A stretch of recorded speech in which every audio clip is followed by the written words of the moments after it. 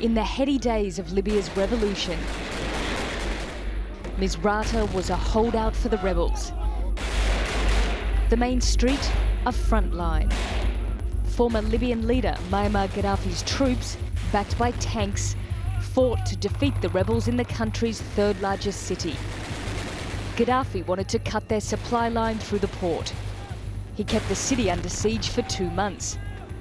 In the end, Gaddafi was killed. What came next was even more chaos. And out of that, the rebels and their militias became the most powerful force in Libya. Only problem is, there are around 2,000 different militia groups.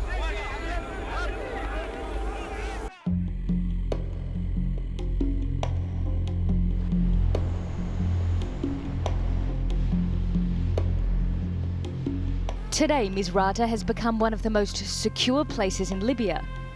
Driving around, there are still signs of the battle that took place here. Buildings scarred by bullets and bombs. A roadside war museum with old tanks, weapons and ammunition from 2011. Now Misrata's fighters have picked up their arms again.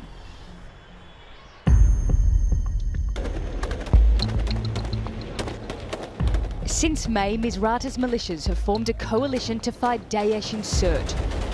The group has controlled this city of 100,000 people since June last year. Now, its days are numbered. Daesh is now pinned down in one small neighbourhood of Sirte. It has less than a kilometre of territory. But the group is still effective and deadly. It has suicide bombers, snipers, and it's booby-trapped the city. But the militias of Misrata believe Daesh's days are numbered. Misrata's militias have surrounded the city with a ring of steel, checkpoints and military compounds. Inside the ring it's secure, a rare thing in Libya. Nicole, Johnston, the Newsmakers. Well, joining me now from London is Riccardo Fabiani, a senior analyst at the Eurasia Group and an expert on Libya. Thanks for joining us, Riccardo.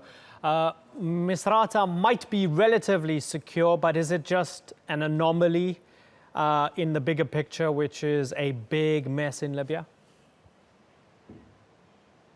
Surely, out of all the cities and towns of Libya, Misrata stands out as one of the most secure and safest places in the country, where there is a sort of business-like atmosphere in the city itself.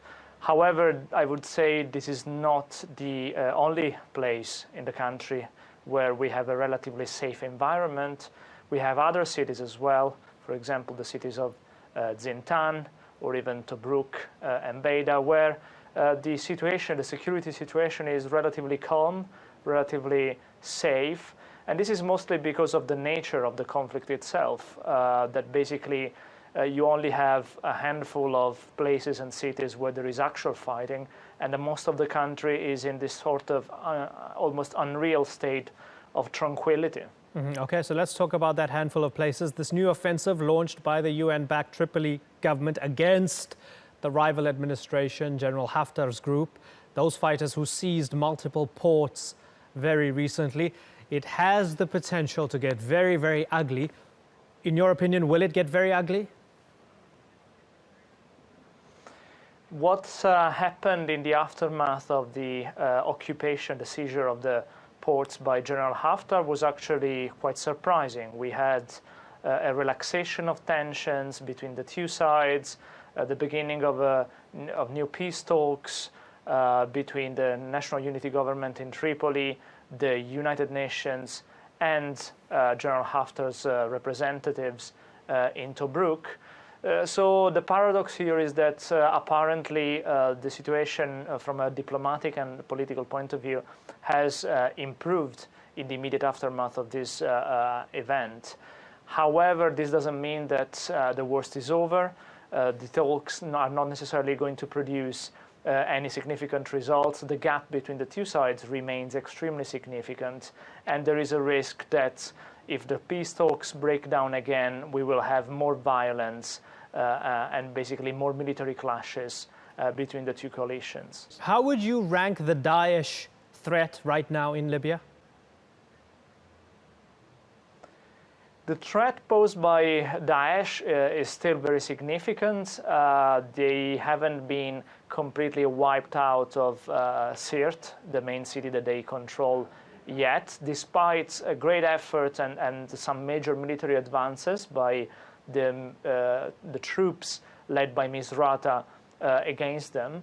And I would say that definitely they are on the defensive right now. They feel under pressure because of this current military operation under the aegis of the National Unity Government. However, even if they were to be kicked out of Sirte, the threat wouldn't be over yet. The reason is very simple. There are still cells linked to the Islamic State, to Daesh, across Libya. And even if their main presence in Sirte is eliminated, there will still be more militants, more cells ready to strike in the rest of the country, with links to neighboring countries as well. So the threat is not just Libyan, but it's actually a regional one. Okay, final question for you, Riccardo. 5 years on, a lot of the countries involved in that NATO coalition to oust Muammar Gaddafi are doing a lot of soul searching regarding their role in ousting Gaddafi. We saw the UK House of Commons Foreign Affairs Select Committee's report, a lot of blame on former Prime Minister David Cameron, blaming him for basically following the wrong policy. Within the United States as well, a lot of talk about whether this was the right thing to do or not, in France as well. I wonder, stepping back for a second, 5 years on, which one do you think was the mistake? Was the mistake going in and toppling Gaddafi, or was the mistake not staying the course and ensuring that the country didn't fall to pieces, which it did? Which one was the mistake? It's hard to say which one was the mistake, because they were both major mistakes that were made by the countries that were part of the coalition that toppled the regime.